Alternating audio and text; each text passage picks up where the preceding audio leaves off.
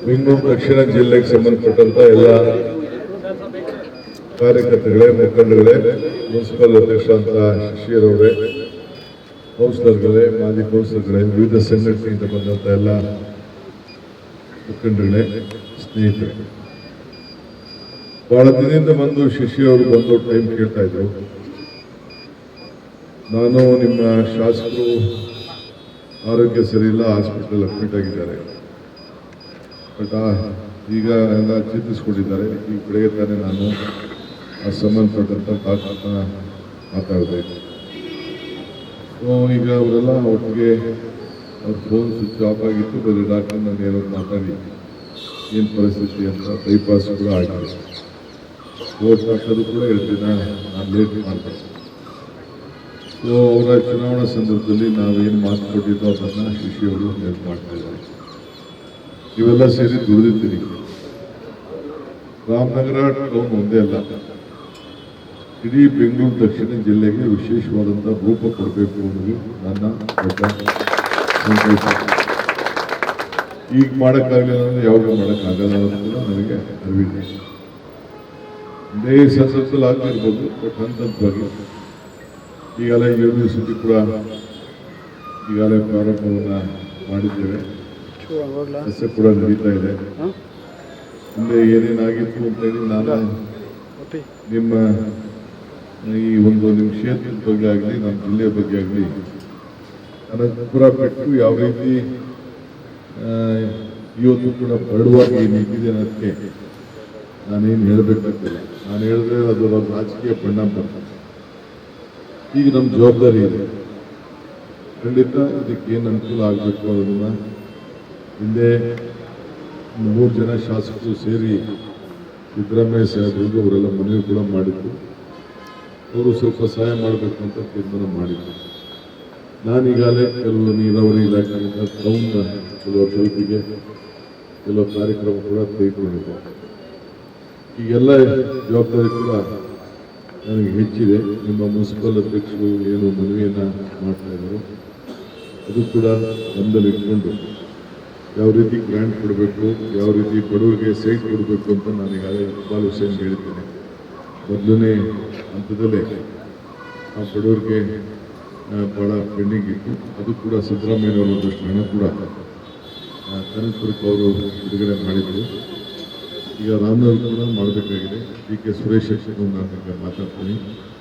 ಚನ್ನಪಟ್ಟಣ ಇರ್ಬೋದು, ಮಾಗಡಿ ಇರ್ಬೋದು, ರಾಮನಗರ ಇರ್ಬೋದು, ಕನಕಪುರ ಇರ್ಬೋದು, ನಾವೆಲ್ಲರೂ ಎಲ್ಲ ನಂದೇ ಕ್ಷೇತ್ರ. ಅದನ್ನು ನನ್ನ ತಲೆಯಲ್ಲಿ ಇದೆ. ಇದು ಹೆಡ್ ಕ್ವಾರ್ಟರ್ಸ್ ಬೇರೆ ಇದೆ. ಹೆಡ್ ಕ್ವಾರ್ಟರ್ಸ್ಗೆ ಎಷ್ಟು ಗೌರವ ಕೊಡಬೇಕು ಖಂಡಿತ ಕೊಟ್ಟೆ ಕೊಡ್ತೀನಿ, ಚಿಂತೆ ಮಾಡಬೇಡ.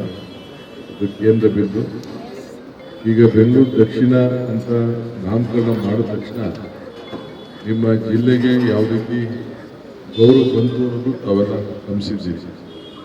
ನಿಮ್ಗೆ ಯಾವ ರೀತಿ ಗೌರವ ನಿಮಗೆ ಸಿಕ್ತು, ಜನ ಯಾವ ರೀತಿ ನೋಡ್ತಾ ಇದ್ದಾರೆ, ನಿಮ್ಮ ಆಸ್ತಿ ಮೌಲ್ಯ ಎಷ್ಟಾಯಿತು, ಅದಕ್ಕೆ ಏನೇನು ಒದಗಿಸ್ಕೊಳ್ಬೇಕು. ನೀವು ಕೂಡ ಮುಂದಕ್ಕೆ ಇದ್ದಲ್ಲಿ ನಮಗೆ ಜನರು ಎಲ್ಲರೂ ವಿಶ್ವಾಸ ತೆಗೆದುಕೊಳ್ಳಿ. ಇನ್ನು ಯಾರು ಟೈಮ್ ವೇಸ್ಟ್ ಮಾಡ್ಕೊಳ್ಳೋದು ಬೇಡ. ಸುಮ್ಮನೆ ಬೇರೆ ಪಾರ್ಟಿಯವರೆಲ್ಲ ಕೂಡ ನಾನು ಭಾಳ ಜನ ನನ್ನ ಸಂಪರ್ಕಕ್ಕೆ ಕಾರ್ಯಕರ್ತರು ಬರಲಿಕ್ಕೆ ಇಚ್ಛೆ ಪಡ್ತಾರೆ. ಅವ್ರನ್ನೆಲ್ಲ ನೀವು ಸೇರಿಸ್ಕೊಂಡು ಮುಂದಕ್ಕೆ ಎಲೆಕ್ಷನ್ ಸುಗಮವಾಗಿ ನಡಿಬೇಕು. ಅದಕ್ಕೆ ನೀವು ಮಾಡಿ. ವಿರೋಧ ಪಾರ್ಟಿಯವರು ಅವರು ಸಹಿಸೋಕ್ಕಾಗೋದಿಲ್ಲ. ಅವ್ರಿಗೆ ನಾವು ಅಧಿಕಾರಕ್ಕೆ ಬಂದಿರೋದು ಯಾವ ಕಾರಣಕ್ಕೂ ಅವರು ಸಹಿಸೋದಿಲ್ಲ ಅನ್ನೋದು ನನಗೆ ಗೊತ್ತಿದೆ. ಅದು ನೀವೇನು ನಿಮಗೂ ಗೊತ್ತಿದೆ.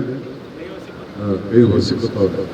ನಾವು ಶಶಿನ ಹೇಳ್ತಾರೆ, ಇನ್ನು ಹೊಸಿಕೊಳ್ಳಿ, ಏನು ತೊಂದರೆ ಇಲ್ಲ.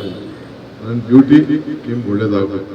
ಇದಕ್ಕೇನು ಬೇಕು ವ್ಯವಸ್ಥೆನ ಖಂಡಿತ ನಾನು ಮಾಡ್ತೀನಿ.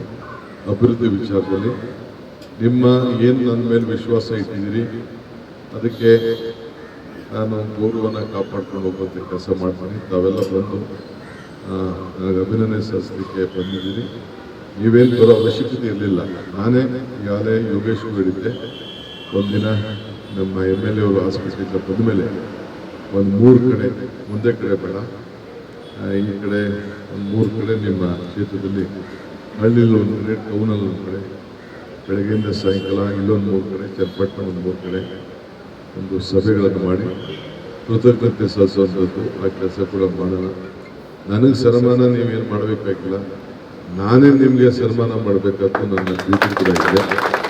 ಆ ಕೆಲಸ ಮಾಡ್ತೀನಿ ವಿಶ್ವಾಸದಲ್ಲಿ. ಆಮೇಲೆ ಸುಮ್ಮನೆ ಅವರು ಇವರು ವಿಪರೀತ ಜನ ಏಜೆಂಟ್ಗಳು ನನ್ನ ಕ್ಷೇತ್ರದವ್ರನ್ನ ಹುಡುಕೊಂಡು ಬರೋದು, ರಾಮನಗರದವ್ರು ಹುಡುಕೊಂಡು ಬರೋದು, ಈ ಆಫೀಸರ್ಸ್ ಎಲ್ಲ ಇರ್ತಾರೆ, ಆಫೀಸರ್ಸ್ ಕಾಂಟ್ರಾಕ್ಟರ್ ಭಾಳ ಹುಷಾರಾಗಿ ಕರ್ಕೊಬರೋದು, ಹೋಟ್ಲ್ ಕರ್ಕೊಬರೋದು, ರೂಮ್ ಮಾಡಿಸ್ಕೊಡೋದು, ಪಾಠ ಹಾಕ್ಸೋದು, ಏನು ನಡಿಲ್ಲ ನೀವು ನಡಿಲ್ಲ CM ಎಲ್ಲ ಕೇಳಲ್ಲ ನೀವು ಕೇಳ್ದೆ ಇಲ್ಲ ಅನ್ನೋಕೆ ಹಿಂಗಾಗ್ತದೆ ಅಂತೆಲ್ಲ ಬರ್ತಾರೆ. ಅದಕ್ಕೆಲ್ಲ ನೀವು ಯಾರು ತಲೆ ಕೆಡಿಸ್ಕೊಳಕ್ ಹೋಗ್ಬೇಡಿ. ನಿಮ್ದೇನಾದ್ರು ವೈಯಕ್ತಿಕವಾದ ವಿಚಾರ ಇದ್ದರೆ, ನಿಮ್ಮ ಊರ ಅಭಿವೃದ್ಧಿ ಇದ್ದರೆ ಮತ್ತದಷ್ಟು ಮಿಕ್ಕಿದ್ದೆಲ್ಲ ಈ ಆಫೀಸರ್ಗಳೆಲ್ಲ ಇರ್ತಾರಲ್ಲ ಅವರು ಈ ಕಾಂಟ್ರಾಕ್ಟ್ಗಳು ಅದಕ್ಕೆಲ್ಲ ನೀವು ತಲೆ ಕೆಡಿಸ್ಕೊಳಕ್ ಹೋಗ್ಬೇಡಿ. ಯಾಕೆಂದರೆ ಭಾಳ ಹುಷಾರಾಗಿ ನಾನು ನೋಡ್ತಾ ಇದ್ದೀನಿ ಎಲ್ಲ ಕ್ಷೇತ್ರದಲ್ಲೂ ಕೂಡ ಇದು ಅಧಿಕಾರಕ್ಕೆ ಬಂದ ತಕ್ಷಣ CM ಜಿಲ್ಲೆ ಅಂತಂದ್ರೆ ತಕ್ಷಣ ಎಲ್ಲರನ್ನೂ ಹುಡುಕೊಂಡು ಬಂದ್ಬಿಡ್ತಾರೆ. ಯಾವತ್ತು ಇದ್ದವರೆಲ್ಲ ನೆನಪುಗಳಾಗೋಯ್ತಾರೆ ನಿಮಗೆ. ಇದು ಭಾಳ ಹುಷಾರಾಗಿ ಯಾವುದಕ್ಕೂ ನೀವು ಹತ್ತಕ್ಕೆ ಸೇರ್ಸಕ್ಕೆ ಹೋಗ್ಬಿಡಿ. ಕೇಳಿದ್ರೆ ನೀವು ಉಂಟು ಅವರುಂಟು. ನಿಮ್ಮದು ವಿಚಾರಗಳು ಏನಾದ್ರು ಇದ್ದರೆ ಖಂಡಿತ ನಾನು ಇದನ್ನು ಗಮನಿಸ್ತೀನಿ. ಸುರೇಶ್ ಅವ್ರಿಗೂ ಹೇಳಿದ್ದೀನಿ, ನಾನು ಇಕ್ಬಾಲ್ ಹತ್ರ ಮಾತಾಡ್ತೀನಿ, ಶಶಿ ತಾವು ಮಾತಾಡ್ತೀನಿ, ಬಾಲಕೃಷ್ಣ ತಾವು ಮಾತಾಡ್ತೀನಿ, ಯೋಗೇಶ್ಗೂ ಹೇಳಿದ್ದೀನಿ ನಾನು. ಸೊ ಮುಂದಕ್ಕೆ ಒಂದೊಂದು ಮೂರು ಒಂದೊಂದು ಇದರಲ್ಲಿ ಈಗ ಕೆಲವು ಇನ್ನು ನಾನು ಇಲಾಖೆನೆಲ್ಲ ಈಗ ರಿವ್ಯೂ ಮಾಡ್ತಾ ಇದ್ದೀನಿ. ಏನೇನು ಇಲಾಖೆ ಏನಿದೆ ಅಂತ ಅಂದ್ಬಿಟ್ಟೆಲ್ಲ ರಿವ್ಯೂ ಎಲ್ಲ ಮಾಡ್ತಾ ಇದ್ದೀನಿ. ನಾಳೆ ವಿಧಾನ ಪರಿಷತ್ತು ಸ್ವೇರಿಂಗ್ ಸೆಷನ್ ಇದೆ, 7 ಜನ ಗೊತ್ತಿರೋದು ಪ್ರಮಾಣ ವಚನ ಇದೆ. ಅದಾದಮೇಲೆ ಕೆಲವು ಇಲಾಖೆನ ತೆಗೆದುಕೊಳ್ತಾ ಇದ್ವಿ. ಅದಾದಮೇಲೆ ಸದ್ಯಕ್ಕೆ 3 ತಿಂಗಳು ಅಸೆಂಬ್ಲಿ ಕರಿಬೇಕು. ಈ ಮಧ್ಯದಲ್ಲಿ ಇನ್ನು ಕ್ಯಾಬಿನೆಟ್ ಎಕ್ಸ್ಪ್ರೆಷನ್ ಮಾಡಬೇಕು. ಅದು ಕೂಡ ನಾನು ದಿಲ್ಲಿಗೆ ಹೋಗಬೇಕಾಗಿದೆ. ರಾಹುಲ್ ಗಾಂಧಿ ಅವರು ಊರಲ್ಲಿಲ್ಲ, ಇನ್ನೊಂದು 2 ದಿನ ಬರ್ತಾರೆ. ಎಲ್ಲ ಆಗ್ತದೆ. ನೀವು ಮಿಕ್ಕಿದ ವಿಚಾರನ ನೀವು ತಲೆ ಕೆಡಿಸ್ಕೊಂಡೆ ಒಟ್ಟು ಪಕ್ಷನ ಸಂಘಟನೆ ಮಾಡುವಂಥ ಕೆಲಸ ನಮ್ಮ ಗುರಿ 2028. ಏನು ನಮ್ಮ ಗುರಿ? ನಾನು ಮುಖ್ಯ ಆಗಿದ್ದು ಮುಖ್ಯ ಅಲ್ಲ. ಈಗ ಕೆಲವರೆಲ್ಲ ಈಗ ರಾಮ್ ಬಿಡ್ದಿಲ್ಲಿ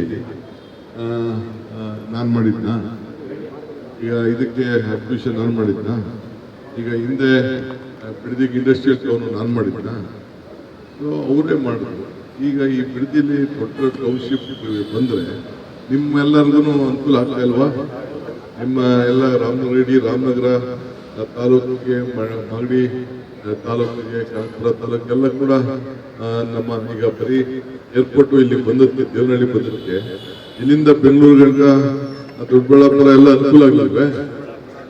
ದೊಡ್ಡಬಳ್ಳಾಪುರ, ಚಿಕ್ಕಬಳ್ಳಾಪುರ, ದೇವನಹಳ್ಳಿ, ಹೊಸಕೋಟೆ ಎಲ್ಲ ಅನುಕೂಲ ಆಗಲಿಲ್ವೇ? ಹಂಗೆ ಒಂದು ಟೌನ್ಶಿಪ್ಪು ಅವರೇ ಡಿನೋಟಿಫೈ ಮಾಡ್ಬೋದಾಯ್ತು, ಅವ್ರ ಮಾಡಲಿಲ್ಲ. ಈಗ ಪಾಪ ಅವ್ರೇನೋ ಕೆಲವೆಲ್ಲ ಹುಡುಕ್ತಾ ಇದ್ದಾರೆ. ಇಲ್ಲಿ ನಾನು ಕರೆದ್ರೆ ಇಲ್ಲಿಗೆ ಯಾರು ಬರಲಿಲ್ಲ. ನಾನು ಲೆಕ್ಕ ಬರ್ಬೇಕು. ನಾನು ಬರೋದು ಸರಿನಾ? ನಾನು ಬರೋದು ಸರಿ ಅಂತ ಹೇಳಿ ಇವೆಲ್ಲ ಸವಾಲೆಲ್ಲ ಸ್ವೀಕಾರ ಮಾಡಿದ್ದೀನಲ್ಲ. ನಾನು ಹಿಂದೆ ಸಭೆ ಕರೆಸುವ ಪ್ರತಿಭಾ ಟಿವಿಗಳು ಇಬ್ಬರು ಚರ್ಚೆ ಮಾಡುವಂತ ಹೇಳಿದಾಗ ಆಗಲಿಲ್ಲ. ಈಗ ಕರಿಬೇಕು. ಈಗೇನು ನನಗೇನು ಅವಶ್ಯಕತೆ ಏನಿಲ್ಲ. ಈಗ ನಿಮಗೂ ಅದಕ್ಕೂ ಸಂಬಂಧ ಇಲ್ಲ. ನೀವು ಆ ಕ್ಷೇತ್ರ ಬಿಟ್ಟುದಾಗೋಯ್ತು. ನಿಮಗೂ ಅದಕ್ಕೆ ಆಯ್ತು ಮಾಡೋ ಅವಕಾಶ ಇದ್ದಾಗ ಮಾಡ್ಬೇಕಾಯ್ತು. ಅವಕಾಶ ಇದ್ದರೆ ನಿಮ್ಗೆ ಮಾಡೋಕ್ಕಾಗಿಲ್ಲ. ನಾವೇನು ಒಳ್ಳೇದು ಮಾಡಬೇಕು. ಇಲ್ಲಿ ಹೇಳ್ತೀನಿ ಕೇಳಿ, ಯಾವ ಊರನ್ನು ಒಕ್ಕಲೆಬ್ಬಿಸುವಂಥ ಪ್ರಶ್ನೆ ನಾನು ಮಾಡೋದಿಲ್ಲ. ಈಗ ನಾನು ಮಾಡಿದಂಥ ತೀರ್ಮಾನದಲ್ಲಿ ಎಲ್ಲ ಊರುಗಳು ಅಲ್ಲಲ್ಲೇ ಇರ್ತದೆ. ಆ ಊರು ಅಭಿವೃದ್ಧಿ ಮಾಡ್ತೀವಿ. ಆ ಊರಿಗೆ ಒಂದು ಸಪ್ರೇಟ್ ರಿಂಗ್ ರೋಡ್ ಮಾಡ್ತೀನಿ. ಚಿಕ್ಕಳ್ಳಿ ಆಗ್ತದೆ, ಅದಕ್ಕೊಂದು ರಿಂಗ್ ರೋಡ್ ಮಾಡಿ ಅದಕ್ಕೆ ಅಭಿವೃದ್ಧಿ ಮಾಡ್ತೀವಿ. ಅದಕ್ಕೆ ಯಾರ್ಯಾರಿಗೆ ಏನೆಷ್ಟು ಹಣ ಕೊಡಬೇಕು ಈಗಾಗಲೇ 3 ಹಳ್ಳಿ ನೋಟಿಫಿಕೇಶನ್ ಮಾಡ್ತಾ ಇದ್ದೀವಿ. ಅದಕ್ಕೆ ಏನು ಬೇಕು ಈಗಾಗಲೇ ಅವ್ರಿಗೆ ಏನು ಬೆಲೆ ಕೊಡಿಸ್ಬೇಕು, ಅವ್ರು ಯಾರು ಘೋಷಣೆ ಮಾಡಿದ್ರು ಅದಕ್ಕೆ ಡಬಲ್ ಬೆಲೆ ಮೌಲ್ಯ ಎಲ್ಲ ಕೂಡ ಮಾಡ್ತಾ ಇದ್ದೀವಿ. ನಿಮ್ಮ ನೆಂಟರುಗಳಿದ್ದಾರೆ, ಎಲ್ಲ ಇದನ್ನು ತಿಳಿಸಿ ರಾಜಕಾರಣ ಮಾಡಬೇಕು ಅಂತ ರಾಜಕಾರಣ ಮಾಡ್ತಾ ಇದ್ದಾರೆ. ಪಾಪ ಯಾವತ್ತು ಅದೇ ಮೊನ್ನೆ ಹಾಸನ್ ಅವರೆಲ್ಲ ಬಂದಿದ್ರು. ಪಾಪ ಅವ್ರ ಪರಿಸ್ಥಿತಿ ನಾನು ಕೇಳಿದೆ. ಈಗ ಯಾಕೆ ಹಾವೇರಿಯಲ್ಲಿ ಇಲ್ಲಿ ಟೌನ್ ಪಕ್ಕ ಯಾಕೆ ಅಡ್ಮಿಷನ್ ಮಾಡಿಸಿದ್ರು? ಖರೀದಿ ಮಾಡಿದ್ರು. ಅಲ್ಲಿ ಯಾಕೆ ಅದನ್ನು ಮಾಡಿದ್ರು? ಬರೀ ಅವ್ರ ಕಾರ್ಯಕರ್ತರ ಮಧ್ಯೆ ಮಾತ್ರ 11 ಎಕರೆ ಬಿಟ್ಬಿಟ್ರು. 11 ಎಕರೆ 16 ಎಕರೆ. ಸೊ ಅದನ್ನೆಲ್ಲ ಈಗ ನಾನು ಚರ್ಚೆ ಮಾಡೋದು ಬೇಡ. ನಿಮ್ಗೆ ನಾನು ಹೇಳ್ತೀನಿ, ಇದು ನಿಮ್ಮ ಅಭಿವೃದ್ಧಿಗೋಸ್ಕರ ಈ ತೀರ್ಮಾನವನ್ನು ನಾನೇನು ಮಾಡೋದಿಲ್ಲ. ಮೊದಲಿಂದ ಅವರು ಮಾಡಿ ಮುಂದುವರಿಸ್ತಾ ಇದ್ದೀವಿ ಅಷ್ಟೇ. ಅವು BJP ಕಾಲದಲ್ಲೂ ಇತ್ತು, ದಳದ ಕಾಲದಲ್ಲೂ ಇತ್ತು, ಕಾಂಗ್ರೆಸ್ ಕಾಲದಲ್ಲೂ ಇತ್ತು, ಅವ್ರು ಬಿಡುಗಡೆ ಮಾಡ್ಬೋದಾಯ್ತು, ಬಿಡುಗಡೆ ಮಾಡಿದ್ರು. ನಾನು ಯಾಕೆ ಅದನ್ನು ಬಿಡುಗಡೆ ಮಾಡಿ ಜೈಲಿಗೆ ಬರ್ತೀನಿ ಕೆಲಸ ನಾನು ಮಾಡಿ ಅದಕ್ಕೆ ಬೇಡ ಅಂತ ಹೇಳಿ ರೈತರಿಗೂ ಒಳ್ಳೇದಾಗಬೇಕಂತ ಆ ತೀರ್ಮಾನ ನಾನು ಮಾಡಿದ್ದೀನಿ. ಇಷ್ಟು ಮಾತ್ರ ಹೇಳ್ತೀನಿ. ತಾವೆಲ್ಲ ಬಂದಿರೋದಕ್ಕೆ ನಿಮ್ಮೆಲ್ಲರೂ ಕೂಡ 1 ಕೋಟಿ ನಮಸ್ಕಾರ, ವಿಶ್ವಾಸ ಇರಲಿ.